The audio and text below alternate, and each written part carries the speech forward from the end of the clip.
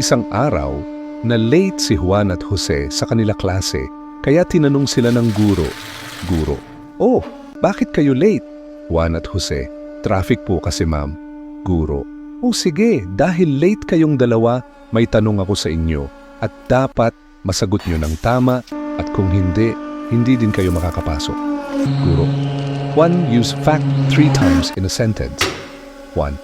As a matter of fact, birds cannot fly without fact. Magbigay ka naman ng color na nagsisimula sa letter M. 1. Maroon. Guro, what else?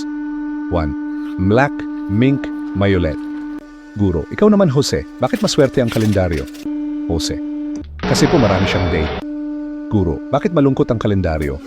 Jose, kasi bilang na ang araw niya. Guro, anong puno ang hindi pwedeng akyatin? Jose, edi yung nakatumba. Guro, ano pa? Jose, yung putol.